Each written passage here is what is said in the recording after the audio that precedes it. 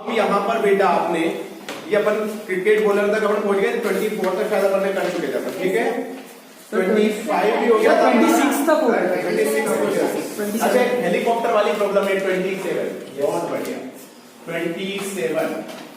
यहाँ पर ये बोल रहा है बेटा, देखना इसको समझना, a helicopter of mass 2000 kilogram rise with a vertical acceleration 15 metre per second square. The total mass of the crew and the passenger is 500 kilogram. Give the magnitude of the direction of the. देखो ये बहुत बढ़िया question है। अगर मैं बात करूं यहाँ पे हेलीकॉप्टर है, जो भी है इस तरह से होता है, इसका जो भी है यहाँ पे कुछ बैठे हुए हैं लोग, ठीक, और यहाँ पे कुछ इस तरह से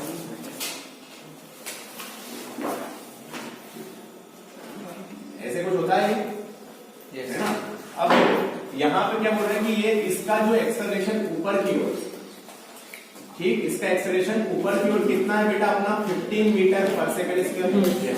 और क्रू मेंबर ऑफ हेलीकॉप्टर का टोटल मास की अगर मैं बात करूं टोटल मास कितना हो जाएगा बेटा यहाँ पे, तो हेलीकॉप्टर का तो 2000 केजी है प्लस 500 टोटल क्रू मेंबर्स का है, तो यहाँ पे टोटल मास हो जाएगा 2500 किलोग्राम। Is that clear? अब यहाँ पे give the magnitude and direction of the force on the floor of the helicopter by the crew and the passenger. अपने को इनका मतलब यहाँ पे क्रू मेंबर का कितना फोर्स लग रहा है ये निकालना है। तो इसका मतलब ये होता है बेटा कि नॉर्मल फोर्स लगा रहा है क्या, मतलब फ्लोर बंदों पे भी नॉर्मल लगा रहा है और बंदे नॉर्मल पे मतलब फ्लोर पे नॉर्मल लगा रहे हैं। तो अगर मैं बात करूं तो यहाँ पे सिर्फ अंदर बैठे हुए लोगों का क्या 500 किलोग्राम है क्या?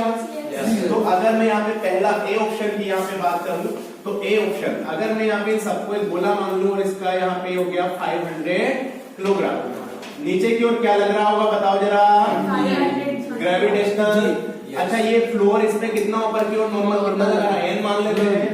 ये ऊपर जा रहा है एक्सेलरेशन सूडो फोर्स कहां लगेगा, नीचे लगेगा। यही नॉर्मल फोर्स ये क्या जो फ्लोर पैसेंजर पे लगा रहा है या पैसेंजर फ्लोर पे लगा रहा है, मेरी बात समझ में आ गई? चलिए बहुत बढ़िया बेटा, ऊपर वाले फोर्स बराबर नीचे वाले force, it is 500 G plus 500 A। यहाँ से कौन सी चीज है जो कॉमन ले सकते हैं, 500 G प्लस A, तो ये हो जाएगा 500, G कितना 10, A कितना 15 दे रखा है 15, तो यहाँ पे नॉर्मल इज इक्वल टू कितना हो जाएगा 25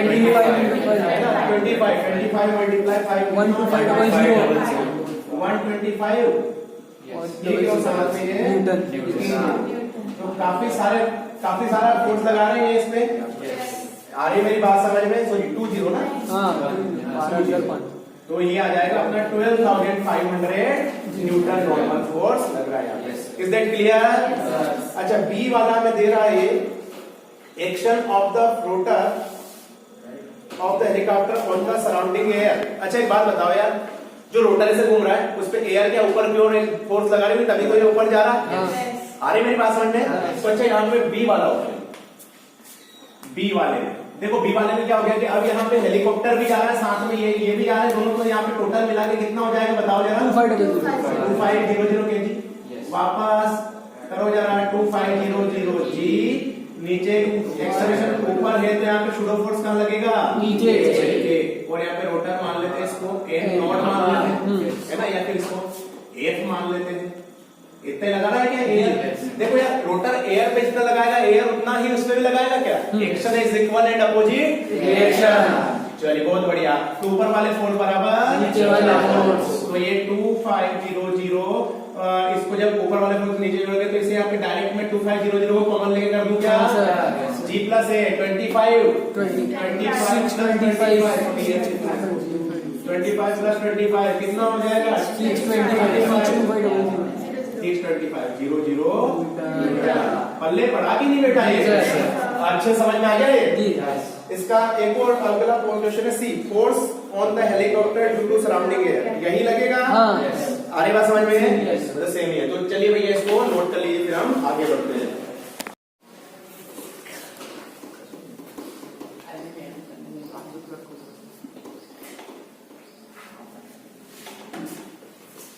क्वेश्चन नंबर 28 और 29 देखो, यहाँ पे क्वेश्चन नंबर 28 और 29 शुरू कर दिया। देखो दोनों लगभग इसका पहला पार्ट तो दोनों का सेम है, एक अलग पार्ट बस। तो यहाँ पे देखो कैसा क्या सीन है। यहाँ पे आपको एक ग्राफ दे रखा है, पोजीशन टाइम ग्राफ। ये टाइम t है और ये जो पोजीशन है ये x, और ये कुछ इस तरह से दे रखा है।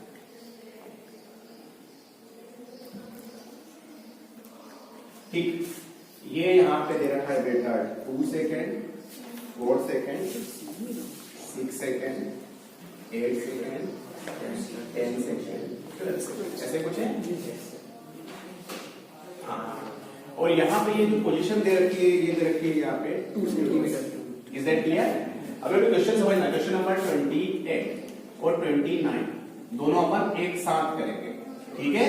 क्योंकि दोनों में एक पार्ट तो सेम है, दूसरा पार्ट यहाँ पे अलग है थोड़ा सा, ठीक है बेटा? अब देखो यहाँ पे figure shows the position time graph of a body of mass 0.04 kilogram. यहाँ पे बॉडी का मास कितना दे रखा है बेटा? 0.04 किलोग्राम। मैं देखो, मैं जो भी डाटा दे रखा है मुझे बस मैं उसके अकॉर्डिंग चल रहा हूँ, और कुछ भी नहीं कर रहा हूँ यहाँ पे, ठीक है बेटा? यहाँ तक का scene. Suggest a suitable physical context for this moment, ठीक है? अब आगे लिखा है what is the time between two consecutive impulse received by the body. अब देखो यहाँ पे क्या चीज है समझ में। पहले पोजीशन यहाँ पे 0 थी, है ना? 0 से 2 सेकंड में क्या 2 मीटर हो जाती है? अरे बात समझ, 2 मीटर से वापस कम होने लग जाती है, 4 सेकंड वापस 0 हो जाती है, फिर 2 मीटर, फिर 4 मीटर। तो क्या यहाँ पे एक बॉल से टप्पा खा रही है? टप टप टप टप, और हर जो 2 सेकंड में वापस ऊपर, वापस नीचे, फिर ऊपर, फिर नीचे। 0 से 2, 2 से 0, 0 से 2, 2 से 0। मेरी बात समझ में आ गई? मतलब हर जब ये टप्पा खा रही है भैया, मतलब यहाँ पे एक चीज होती है, अपन आगे बढ़ेंगे इसमें। यहाँ पे ये अभी मैं से नाम लिखा रहा हूँ, इसको बोलते हैं इलास्टिक कोलिजन। क्या बोलते हैं इसको? Elastic collision. या ऐसे आगे अपन एक और नाम जोड़ सकते हैं, परफेक्टली इलास्टिक कोलिजन। कि अगर किसी बॉल को आप किसी फ्लोर से गिराओ और वो टप्पा होकर वापस आपके हाथ में आ जाए तो उसको बोलते हैं परफेक्टली इलास्टिक कोलिजन फ्लोर के साथ। अरे बात समझ। अच्छा एक बात बताओ, 0 से ग्राउंड से चलेगी, पहले टप्पा खाया, वापस 2 मीटर पहुंच गए और वापस ग्राउंड कर गए। अच्छा तो हर दो इनके बीच में कितना टाइम का गैप है?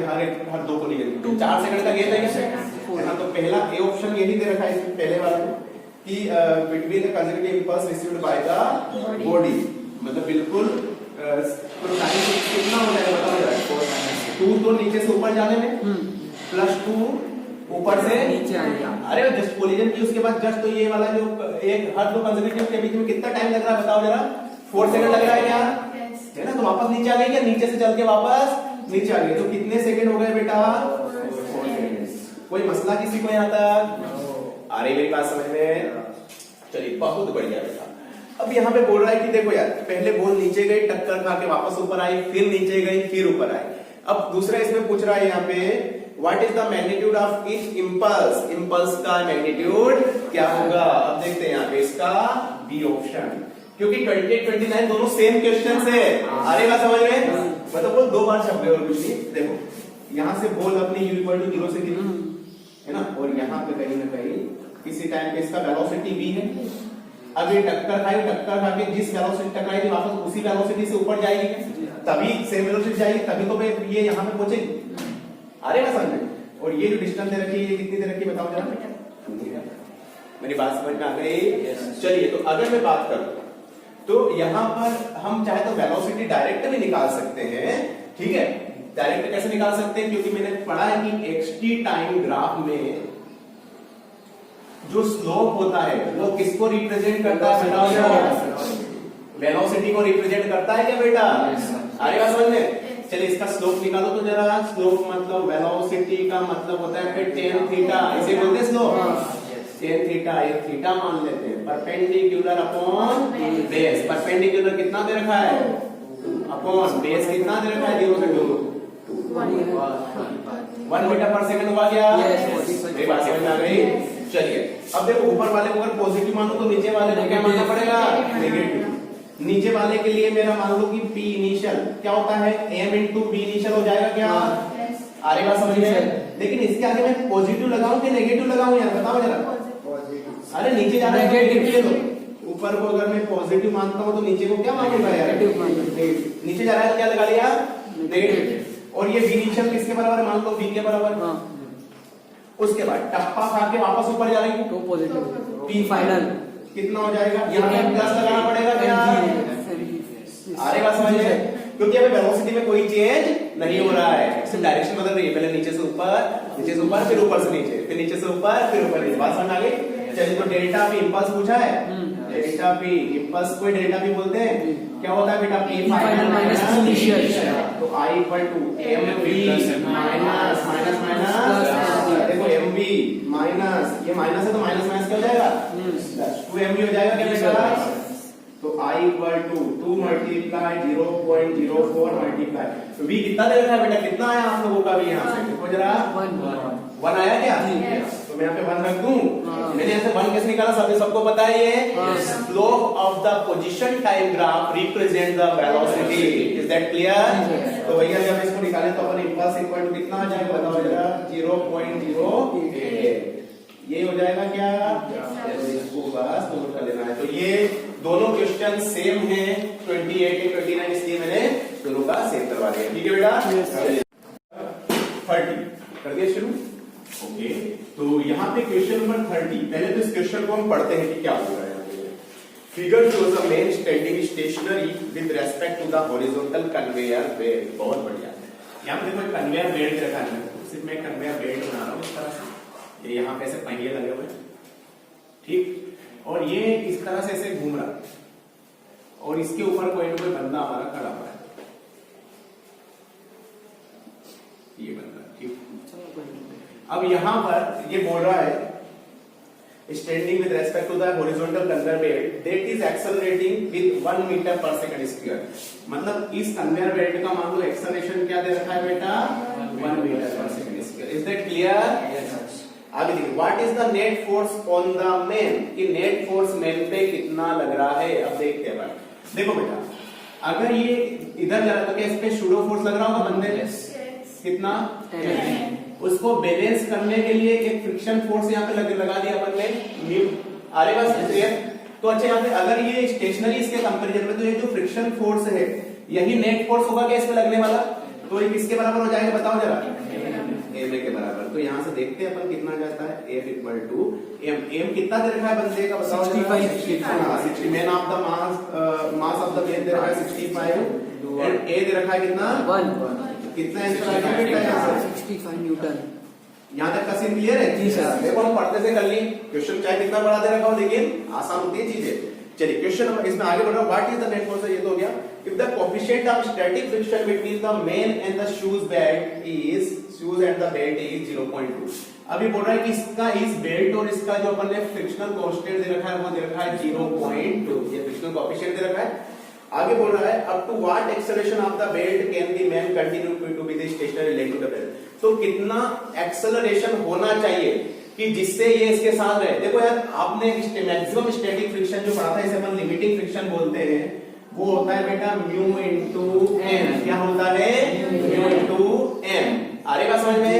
चलिए इस बंदे पे ऊपर की ओर क्या नॉर्मल फोर्स रहेगा, नीचे की ओर कौन सा फोर्स, ये दोनों आपस में कैसे होने चाहिए, है ना, क्योंकि वर्टिकल में कोई मोशन है, तो n इक्वल टू यानी का सेम क्लियर। तो यही मैक्सिमम फ्रिक्शन फोर्स है, तो अपन देखते हैं कितना हो जाएगा।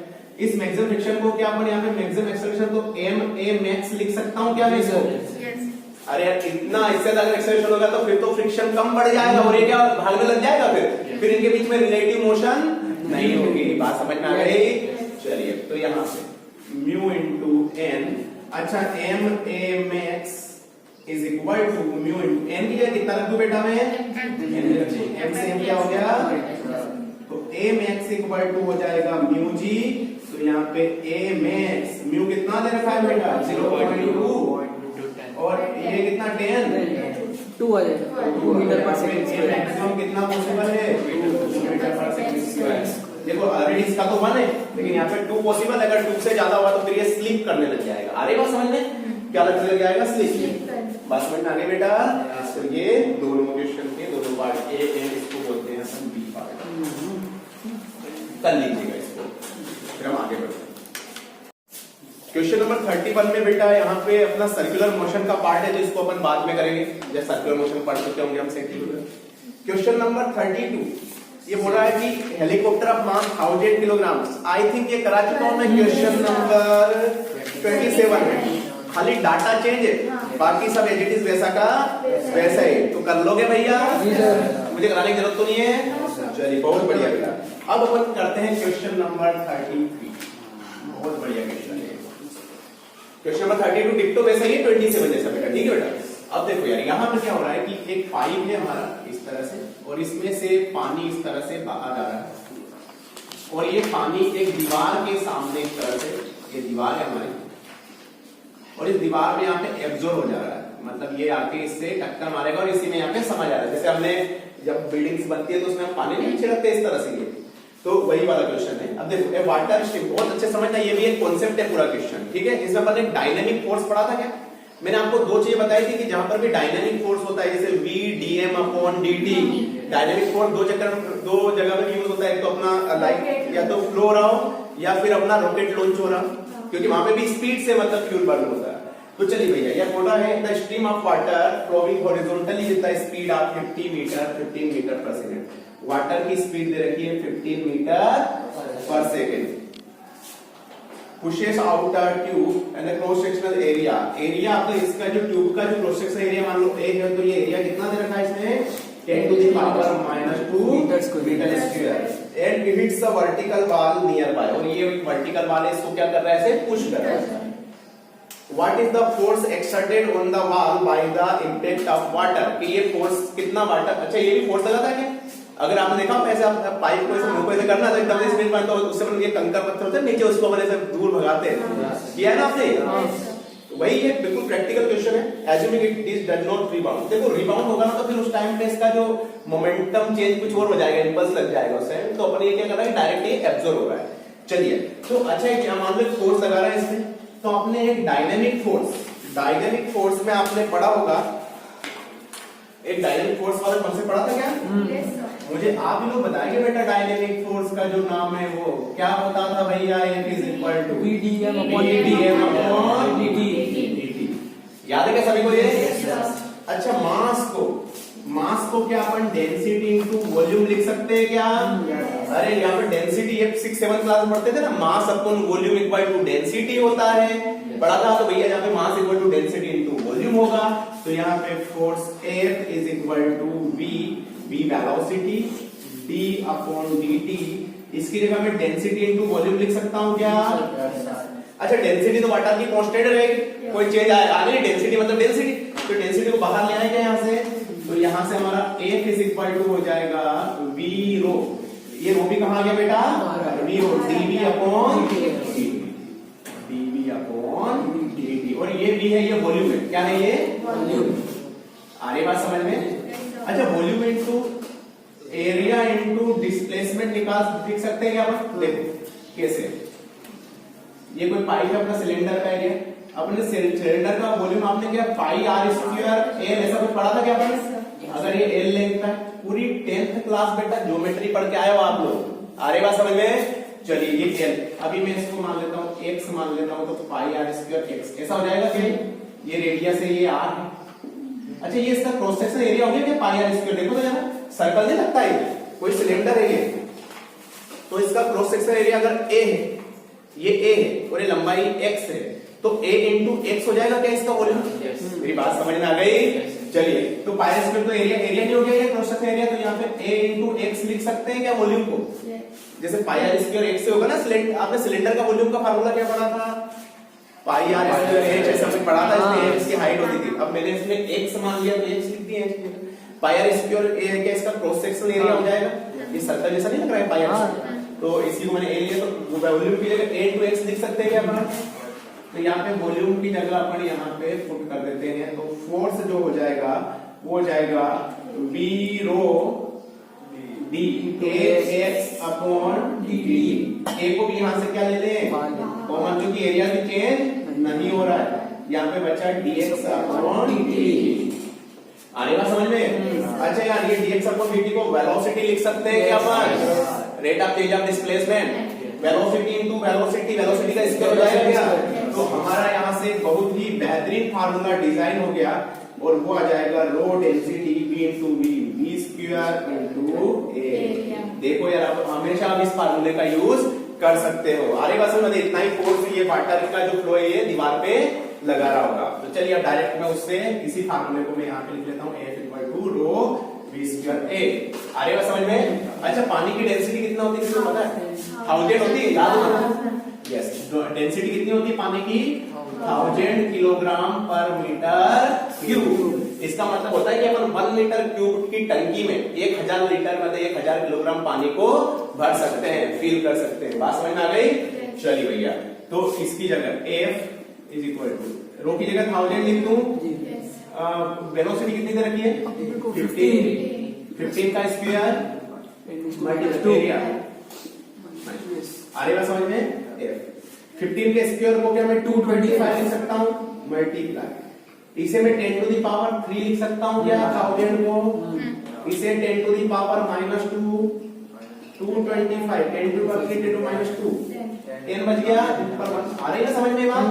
चलिए, तो F तो फोर्थ यहाँ पे हो जाएगा 2250 न्यूटन। आसान था क्या ये? चलिए, तो इसको नोट कर लीजिएगा, फिर हम आगे बढ़ते हैं।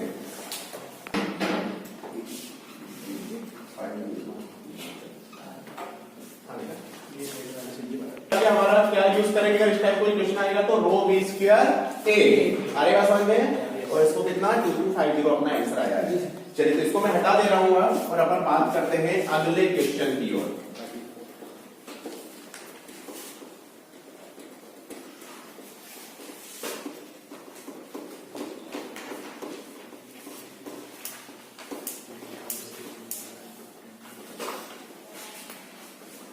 ठीक है बेटा, अगला क्वेश्चन क्या बोल रहा है एक बार आप भी इसे रीड करो। यहाँ पे अपने को कॉइन्स दे रखे हैं, यहाँ पे दे रखा है अपने को कि 10 1 rupees coins are put on the top on each other on a table, each coin has a mass small m। देखो यहाँ पर क्या क्या सीन दे रखा है। ये यहाँ पे अपने को 10 कॉइन्स है, तो मैं यहाँ पे कॉइन्स को मैं इस तरह से कर देता हूँ।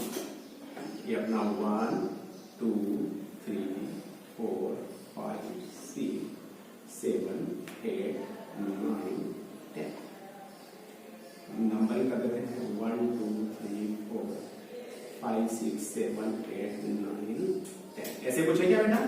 ये अपने को एक फ्लोर पे ये कॉइन्स अपन ने रख दी इस तरह से। अब ये बंदा बोल रहा है the force on the 7th point. अपने को 7th पॉइंट पे निकालना है और इसमें ब्रैकेट में लिखा है काउंटेड फ्रॉम द बॉटम, मतलब अपने जो नंबरिंग किया है वो बिल्कुल सही किया है। 7th पॉइंट कौन सा लग रहा है आपको बताओ जरा? ये वाला है क्या? तो इसमें कितना फोर्थ यहाँ पे लगेगा? एक बात बताओ बेटा, 7th point due to all the coins on this top, जो टॉप पर कितने कॉइन रखे? अच्छा एक बात बताओ, सबका मास m में क्या है यहाँ पे? अच्छा 7th के ऊपर कितने कॉइन्स रखे हुए? 3 कॉइन है ना? तो अगर मैं 7 कॉइन का रेफरेंस मान तो इसके ऊपर 3 कॉइन, तो इसके ऊपर क्या 3m मास रखा है? नीचे क्या हो जाएगा? 3m ही लगेगा। ये 7th पॉइंट तो ऊपर नॉर्मल लगाएगा, यही होगा क्या? अरे बात समझे? तो पहला ऑप्शन जो आ गया अपना तो नॉर्मल आ गया, इसलिए बोलते हैं बात समझ में आ गई बेटा? चलिए, नहीं आया समझ में? क्या गया क्लियर? चलिए बहुत बढ़िया बेटा। The force on the 7th point by the 8th point, मतलब ये 8th पॉइंट कितना लगा रहा है इसमें फोर्स? ये वाला। आ रही बात समझ में? अब देखो यार 7th पॉइंट पे 8th पॉइंट जो ये है, इसमें नीचे क्यों नॉर्मल लगा रहा है? आ रही बात समझ में? उतना ही नॉर्मल ये भी उसके ऊपर लगाएगा। तो वही 8 कॉइन का मतलब क्या? 8 कॉइन के ऊपर तो सारे कॉइन रखे, तो सेम बात हुई। तो यहाँ पे क्या क्या आंसर हो जाएगा? ये ऑप्शन। आ रही बात समझ में? क्यों? क्योंकि 8 कॉइन ही तो लगाएगा, इससे पुश करने वाला कौन? 8 कॉइन। लेकिन 8 को पता है उसके ऊपर 2 कॉइन और भी रखे। आ रही बात समझ में? तो सेकंड वाले करते the reaction of the 6th coin on the 7th coin. अब यहाँ पे 6 कॉइन है, मतलब ये वाला, इस वाले का रिएक्शन कितना होगा? अच्छा बताओ 6 के ऊपर कितने कॉइन रखे? 4 कॉइन। तो ये 6th कॉइन है, इसके ऊपर क्या 4m मास रखा होगा, तो ये उतना ही नॉर्मल फोर्स अप्लाई करेगा। ऊपर मान देते हैं इसे अपन N2, नीचे कितना mg? ऊपर वाले फोर्स बराबर तो कितना 6 कॉइन कितना कॉइन लगाएगा? Is that clear? देखो 8th कॉइन को क्या इसके ऊपर टोटल 3 रखे, तो उतना ही मतलब 3m फोर्स लगाएगा। जितना 8th 7 पे लगाएगा, 7 भी 8 पे उतना ही लगाएगा। Action is equal and opposite reaction. तो ऊपर 7 के ऊपर कितने रखे? ये दोनों क्वेश्चन तो सेम हो गए। लेकिन अगर मैं बात करूं 6 कॉइन की, तो 6 कॉइन के ऊपर कितना फोर्स लगा रखा हुआ है? 4 कॉइन रखे हो गए, 4 का टोटल मास कितना हो जाएगा? 4m। तो जितना 6 7 लगाएगा 7 6 में उतना ही लगाएगा क्या है ना। तो यहाँ पे अगर मैं इसका फिगर डालूं तो यहाँ पे 7 पे कितना लगा रहा है, तो यहाँ पे ऊपर क्या लग रहा है? 10 नीचे पॉइंट। क्लियर है बेटा? तो ये क्वेश्चन नंबर कौन सा था यार? क्लास 34। तो कर लीजिएगा इसके ए बी और ये वाला जो नोट कर लीजिए, फिर हम आगे बढ़ते हैं नेक्स्ट। तो हमारा जो चल रहा था वो चल रहा था यहाँ पे फ्रिक्शन। याद है सभी को बेटा? फ्रिक्शन में हमने कुछ चीजें पढ़ी थी, है ना। तो यहाँ पे कौन कौन सी चीजें पढ़ी थी अपन ने? यहाँ पे पहला तो मैंने पढ़ा था कि फ्रिक्शन जो होता है वो कितने टाइप के होते हैं। अपन ने 3 टाइप के फ्रिक्शन पढ़े हैं यहाँ पे। फिर आप भी पढ़ा था क्या इनका? Static, limiting, kinetic. स्टैटिक में वो रेस्ट में रहता है, लिमिटिंग में जस्ट टेंड्स टू मोशन होता है, और काइनेटिक में मोशन होता है। इनमें सबसे ज्यादा वैल्यू किसकी होती है? लिमिटिंग। आ रही है मेरी बात समझ में? और स्टैटिक फ्रिक्शन अब देखते हैं, इसमें अपन देखो बहुत सारे क्वेश्चन अपन करने वाले हैं कि कहां पे कैसी प्रॉब्लम्स हमें अप्लाई करनी है। बात समझ में आ रही? तो चलिए हम यहाँ पे इस पे बात करते हैं आगे। अब देखो यार, इसे बोलते हैं फ्रिक्शन एंगल। एक यहाँ पे होता है जिसे बोलते हैं फ्रिक्शन एंगल। लिखिएगा next angle, friction angle.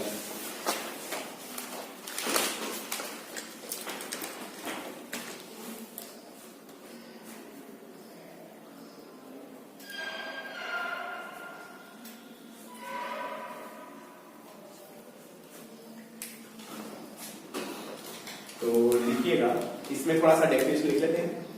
Angle of inclination of inclined plane, angle of inclination of inclined plane,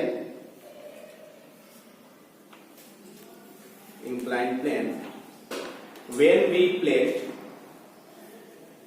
placed an object on it,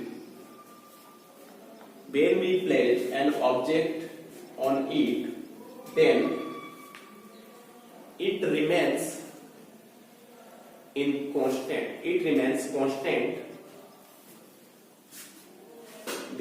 remains constant। आ रही बात समझ में?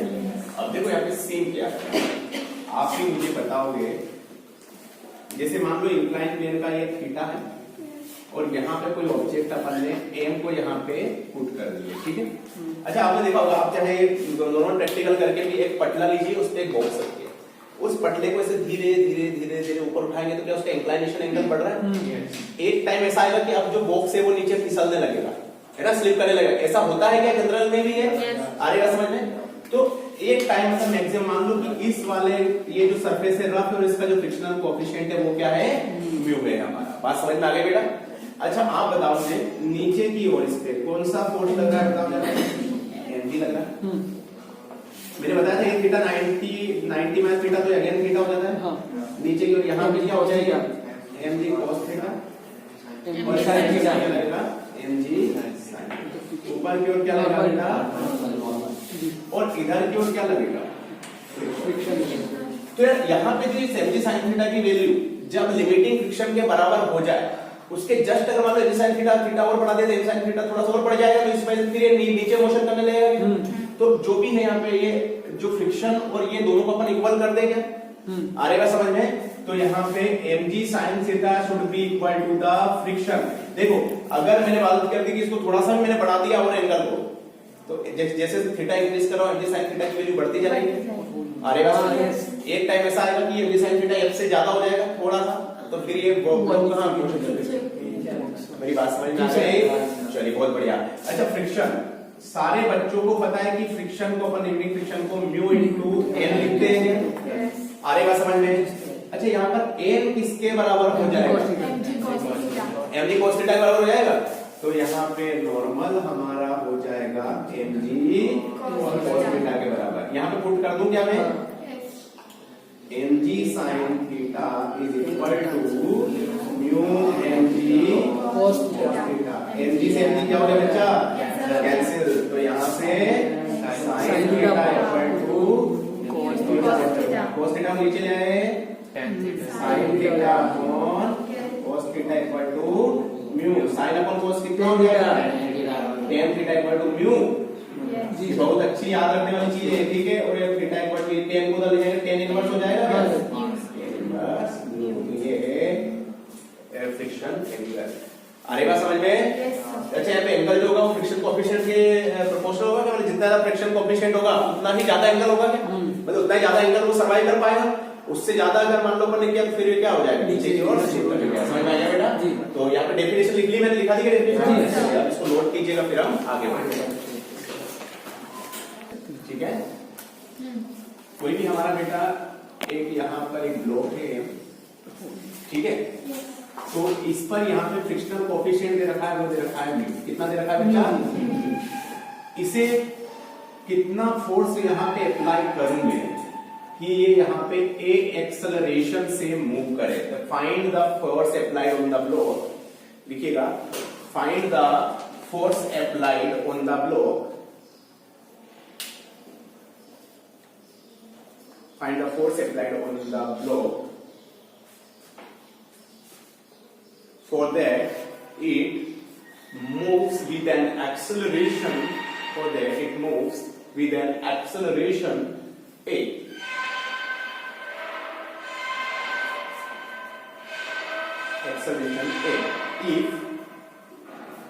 Acceleration a. If friction coefficient between surface and the block is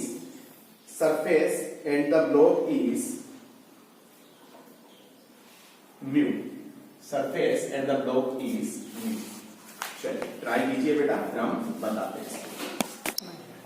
अगर ये एक acceleration से आगे move करे तो इसमें पीछे की ओर एक फ्रिक्शन फोर्स भी लगेगा क्या? क्योंकि सरफेस है वो रफ है हमारा। उसके बाद अगर ये ए एक्सेलरेशन से जा रहा है इधर, तो इसमें शूडो फोर्स कहां लगेगा? पीछे की ओर लगेगा। अरे बात समझ में? नीचे की ओर कौन सा फोर्स लगेगा? mg। ऊपर की ओर कौन सा फोर्स लगेगा? नॉर्मल। देखो अपना फ्री बॉडी डायग्राम बहुत काम आ रहा है सभी जगह पे, हमें बहुत अच्छे से आना चाहिए भैया फ्री बॉडी एफबीडी बना। इधर वाले राइट वाले फोर्स बराबर लेफ्ट वाले।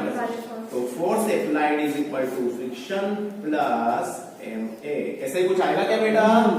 अच्छा फ्रिक्शन की बात करें तो म्यू इंटू एम पड़े हो क्या? Plus M into A.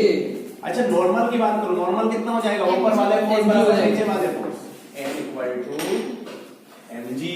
Is that clear? तो यहाँ पर force applied is equal to mu into, इसकी जगह एम जी रख दू बेटा, प्लस एम ए। चाहे तो यहाँ से एक चीज कॉमन ले सकते हैं, कितना आ जाएगा? प्लस ए। ऐसे कुछ आएगा? चलिए बहुत बढ़िया। आई थिंक सो कि ये सभी का आ गया होगा। Very good. चलिए नोट कीजिएगा, फिर हम आगे बढ़ते हैं।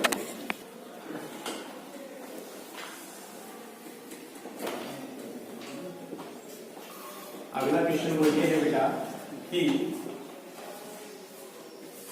यहां पर एक ब्लॉक है। सेकेंड क्वेश्चन नंबर सेकेंड, ए ब्लॉक मास m, ठीक है। इसके अपन एक फोर्स लगा रहे हैं और ये जो फोर्स है वेरिएबल है, इसकी जो वैल्यू दे रखी है वो देखिए kT। आ रही बात समझ में? और यहाँ पे एक फ्रिक्शन कोएफिशिएंट दे रखा है, जो स्टैटिक फ्रिक्शन कोएफिशिएंट वो है म्यू। आ रही बात समझ? तो चलो इसका क्वेश्चन लिख ही दो आपने।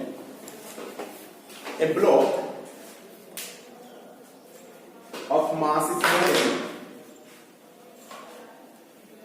a block of mass small m is placed on a rough surface या rough horizontal surface, is placed on a rough horizontal surface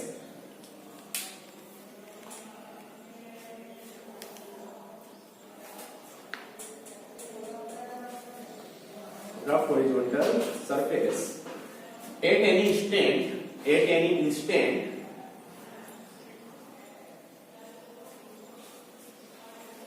a force F is equal to kT applied on it. F equal to kT applied on it.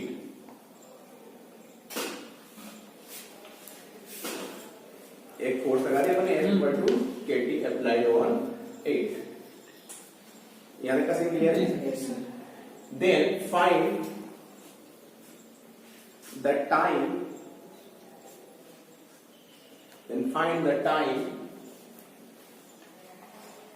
after that it starts motion, after that it starts motion, ये अपनी motion शुरू कर दे भैया,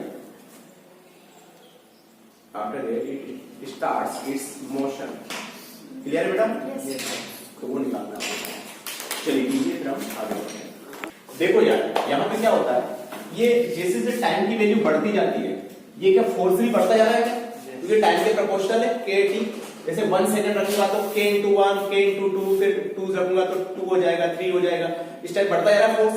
तो एक time में जो force जो kT है ये इक्वल टू हो जाएगा इसके लिमिटिंग फ्रिक्शन के, किसके बराबर हो जाएगा? इसके लिमिटिंग फ्रिक्शन के। इस पे जैसे इधर फोर्स लगाया तो क्या फ्रिक्शन इधर लगना शुरू हो जाएगा, तो यहाँ पे इधर वाला फोर्स बराबर इधर वाला फोर्स हो जाएगा एक टाइम पे, और इसके बाद ये चलना शुरू कर देगा। आ रहेगा समझ में? अच्छा लिमिटिंग फ्रिक्शन कितना हो जाता है? ये kT इक्वल टू, ये क्या फ्रिक्शन 1 मान लो इसे। चलिए ऊपर की ओर क्या लग रहा है बताओ जरा, नीचे क्या लग रहा है? ऊपर वाला फोर्स बराबर आ रहेगा समझ में? इधर वाला फोर्स बराबर इधर वाला फोर्स, तो यहाँ पे n की जगह क्या रख दूं बताओ जरा? mg, तो kT equal to mu into mg, तो यहाँ पे t इक्वल टू कितना हो जाएगा बेटा? mg upon k। कोई प्रॉब्लम किसी को? तो यही होगा हमारा आंसर। Is that clear? कर लीजिएगा इसको। अब जो हमें क्वेश्चन देने जा रहे हैं बड़ा ही टॉप क्लास क्वेश्चन है, जो अपनी जनरल लाइफ में भी आप देखते हैं, ठीक है? यहाँ पे एक बाउल है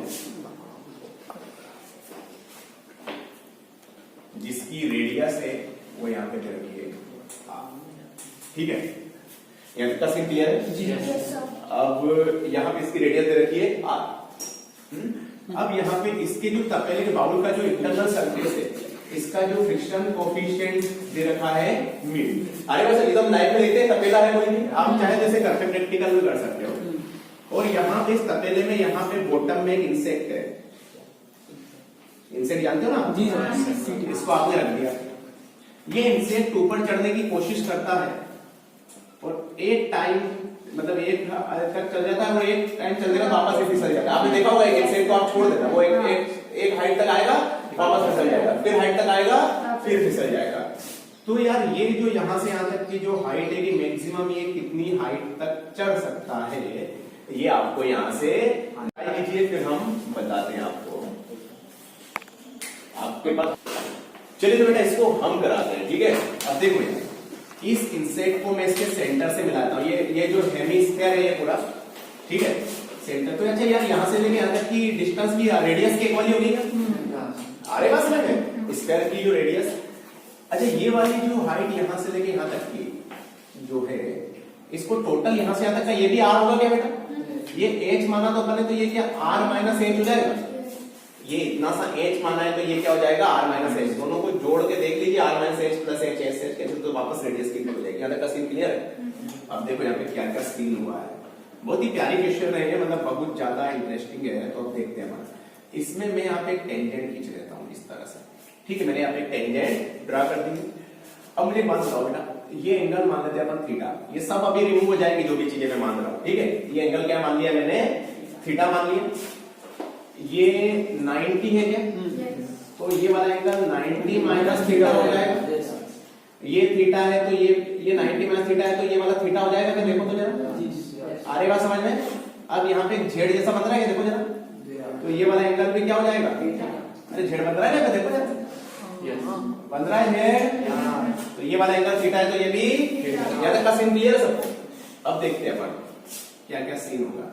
इस वाले को इंसेक्ट को मैं यहाँ पे, इस इंक्लाइन प्लेन इंसेक्ट को मैं यहाँ पे उठा के जाता हूँ, ये इंसेक्ट हमारा यहाँ पे है, चलिए, और ये एंगल है यहाँ पे थीटा। अच्छा ये बात बताओ, नीचे इस पे क्या लगेगा बताओ? ऊपर की ओर जहाँ पे ये लाइट जो हिट कर रहे हैं यहाँ पे क्या नॉर्मल लगेगा? नॉर्मल लग जाएगा, ठीक है? ये थीटा, ये 90 माइनस थीटा, ये थीटा। तो मैंने यहाँ पे वापस बताया था आपको, ये यहाँ पे नीचे क्या लगेगा? mg cos थीटा लगेगा। याद है क्या सबको? ये इंक्लाइन प्लेन वाला कौन से पढ़ा है हमने? नीचे क्या लगेगा? mg sin थीटा लगेगा। mg sin theta. और इसको ऊपर की ओर एक फ्रिक्शनल फोर्स लगेगा क्या, इसको बचा के रखेगा। आ रही बात समझ में? अगर जैसे ही यहाँ पे ये जैसे ही एमजी साइन ज्यादा हो जाता है वापस से रिपट जाता है, नीचे स्लिप हो जाता है, फिर ऊपर चढ़ने की कोशिश करता है, फिर ये जैसा ज्यादा होता है और ये नीचे। तो एक हाइट का बात आपने चाहे एक इंसेक्ट को यहाँ पे रख के देखना, एक डेफिनेट हाइट के बाद ही वो नीचे गिरेगा। क्लियर है बेटा? तो यहाँ पे बताओ ऊपर वाले फोर्स बराबर नीचे वाले फोर्स, तो यहाँ पे फ्रिक्शन बराबर किसके इक्वल हो जाएगा? mg sin theta. यहाँ तक का सीन क्लियर है बच्चा?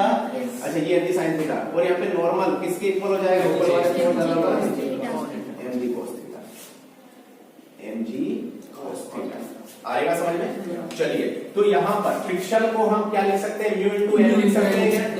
तो friction equal to mu into क्या रखूं बेटा? एफ की जगह सॉरी एन की जगह क्या रखूं मैं? mg cos थीटा रखूं मैं, mg cos थीटा। अब यहाँ पे mg cos थीटा फ्रिक्शन किसके इक्वल है? यहाँ पे mg sin थीटा है, तो mg sin theta is equal to mu mg cos theta. mg से mg क्या हो गया बेटा? sin theta equal to mu cos theta. cos theta को नीचे ले आए तो कितना हो गया ये? इसे इक्वेशन नंबर अभी पूरी ज्योमेट्री और कुछ नहीं, ज्यादा कैसे क्लियर है? अच्छा बेटा ये थीटा के सामने ये r दे रखा है, ये r माइनस a जो भी है, थीटा के सामने वाले को परपेंडिकुलर बोलते हैं क्या? सबसे बड़े वाले को हाइपोटेनियस बोलते हैं क्या? और इसको क्या बेस बोलेंगे? आ रही बात समझ में? चलिए तो यहां से अच्छा बेस अपॉन हाइपोटेनियस क्या होता है वो बताएगा मुझे? बेस अपॉन हाइपोटेनियस, यस सही बता रहे हो, cos थीटा। आ रही बात समझ में? ये मैं अभी ऊपर वाला ट्रायंगल ले रहा हूं, इसमें बेस कितना है? r माइनस h है, हाइपोटेनियस क्या है? r है, तो इसकी जगह r minus h upon r is equal to कितना आ गया यहाँ पे? cos theta. यहाँ तक का सीन क्लियर है? अच्छा यहाँ से cos थीटा निकाल के अपन यहाँ पे बहुत ही अच्छा क्वेश्चन है, ये टॉप क्लास क्वेश्चन है, ये मान लीजिए ये थीटा है, थीटा के सामने वाले को परपेंडिकुलर सबसे बड़ी साइड को हाइपोटेनियस उस बच्चा है उसे बेस। अच्छा इस यहाँ पे tan थीटा को मैं यहाँ पे म्यू बाय 1 लिख सकता हूँ क्या? म्यू बाय 1 लिख सकते हैं, म्यू को 1 से डिवाइड करो कोई फर्क नहीं पड़ता। थीटा के साथ तो इसे परपेंडिकुलर कौन बेस लिखते हैं क्या? परपेंडिकुलर कितना हो जाएगा बताओ? बेस कितना हो जाएगा? पाइथागोरस थ्योरम पता है क्या सभी को? तो पाइथागोरस थ्योरम पता है तो वहां से हाइपोटेनियस कितना हो जाएगा बताओ? Perpendicular square plus base square, तो यहाँ पे under root mu square plus 1 हो जाएगा क्या? मतलब हाइपोटेनियस यहाँ पे कितना हो जाएगा? Under root mu square plus 1। तो यहाँ से अगर cos थीटा निकालो तो कितना हो जाएगा? 1 by u square base plus 1। Hypotenuse base कितना है? हाइपोटेनियस क्या है? Square plus 1। आ रही बात समझ में? इसकी वैल्यू कहाँ पुट कर दें? यहाँ पुट कर दें जी।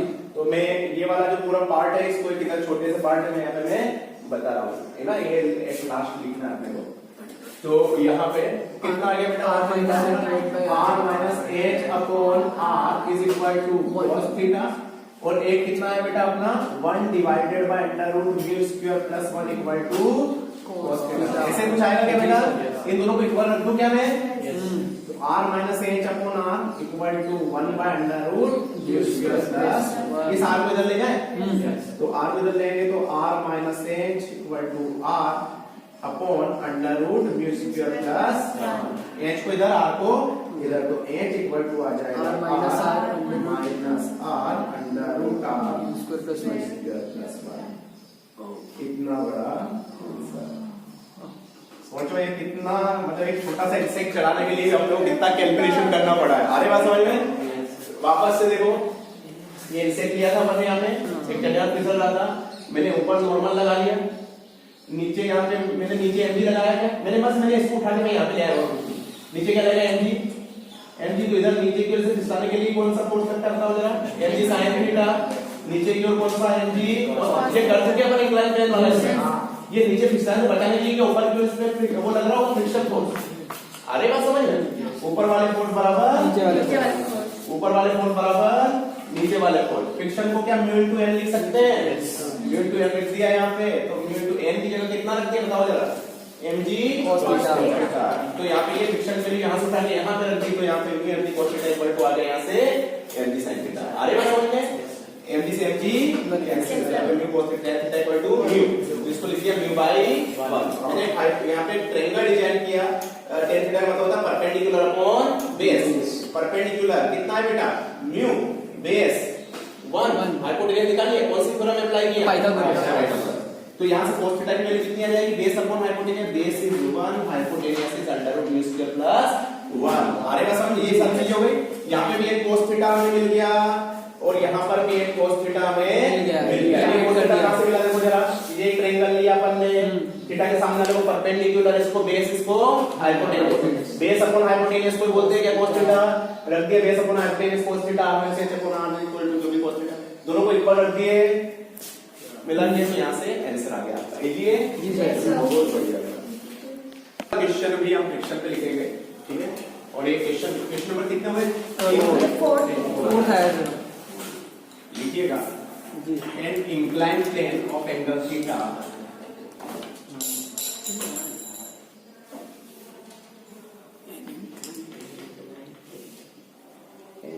of angle theta is placed on horizontal surface. Is placed on horizontal surface. Inclined plane of angle theta is placed on horizontal surface.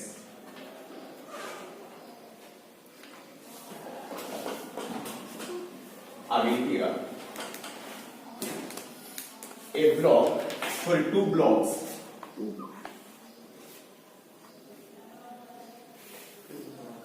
are joined by a string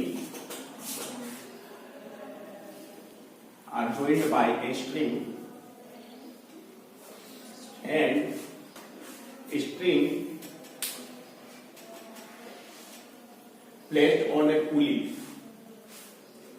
according to the figure. And string placed on the pulley according to the figure.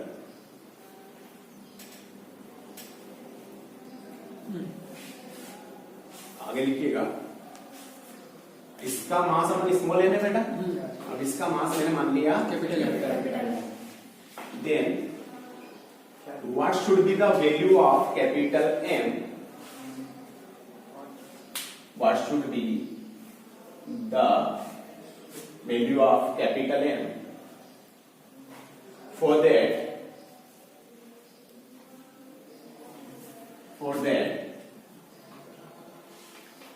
inclined plane and inclined plane का मतलब समझ रहे हो आप? Yes. Inclined plane and both blocks are stayed together. Inclined plane and both blocks are stayed together. मतलब ये तीनों हमेशा क्या रहे?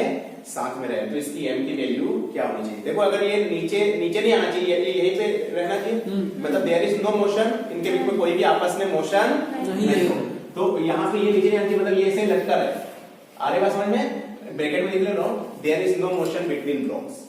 There is no motion between blocks. आपको ये निकालना है कि इनके बीच में कोई मोशन नहीं हो।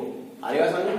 तो आपको एक छोटी सी हिंट देता हूँ मैं, एक बार बताओ, नीचे फोर्स लगेगा इसमें, ये फोर्स बराबर इधर के फोर्स के इक्वल होना चाहिए, ताकि ये ना तो ये नीचे इसको खींचेगा ना ये इसको इधर खींचेगा, मतलब दोनों साइड के फोर्स आपस में क्या होने चाहिए?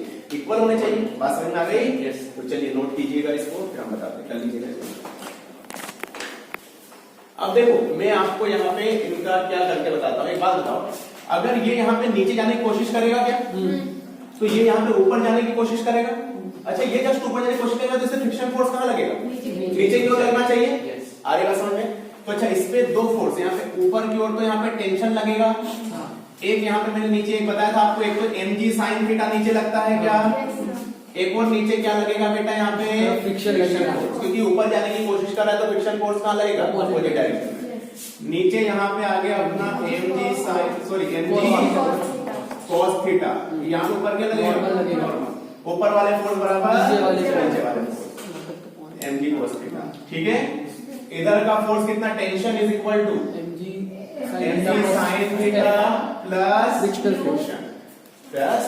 फोर्स, है ना। अब देखो यहाँ पे फ्रिक्शन को क्या म्यू इनटू एन लिख सकते हैं बेटा, क्योंकि यहाँ पे कोई मोशन नहीं, इसलिए मैंने यहाँ पे एम वगैरह नहीं लगाया, मैंने बोला देयर इज नो मोशन। तो इधर बताओ यहाँ पे, तो t इज इक्वल टू कितना हो जाएगा बच्चा? ये mg sin theta plus mu into normal. अब मैं नॉर्मल को ऐसे डायरेक्ट उठा के रख रहा हूँ इसके अंदर, कोई दिक्कत तो नहीं है। अब पास से अपन यहाँ पे अगर इस तरह कोई प्रॉब्लम आएगा तो यहाँ पे इंक्लाइन वाला तो हमें mu into cos theta use करेंगे अपन, सीधी सी बात है। आ रही बात समझ में? क्लियर है यहाँ तक? कोई दिक्कत? इस वाले का बनाओ। ऊपर क्या लगेगा? टेंशन। नीचे क्या लगेगा बेटा? और तो कोई फोर्स नहीं लगेगा? आ रही बात समझ में? तो बताओ T इक्वल टू ऊपर वाले फोर्स बराबर नीचे वाले फोर्स। आ रही बात समझ में?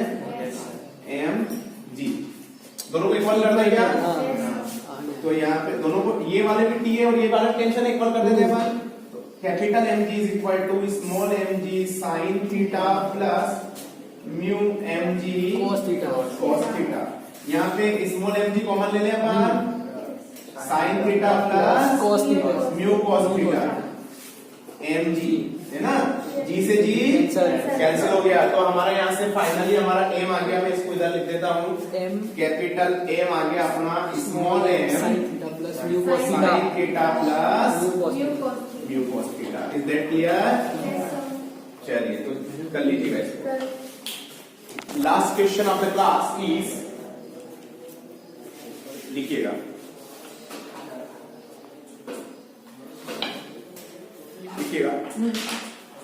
two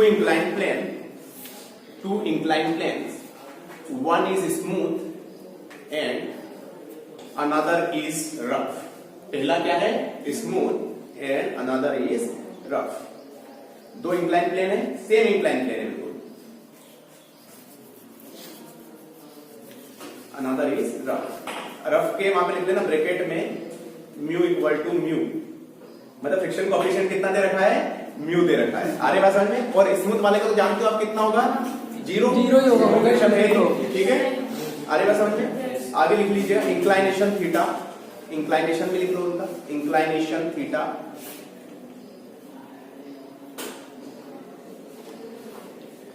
यहां पे लिखिएगा। पहला point, if A block placed on first block, if a block placed on first plane, then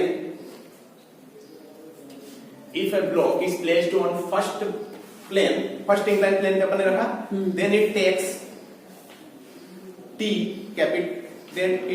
capital T time to cover x distance, आ रही बात समझ में? नेक्स्ट में लिखिएगा, if we place the same block on another plane, first plane मतलब जो smooth था उस पे, तो उसने एक डिस्टेंस कवर करने के लिए कितना टाइम चला भैया? कैपिटल टी, ठीक है। If we place same block on the another plane, then it takes a time KT मतलब KNT अभी लिखा था मैंने, ये KT to cover same distance, then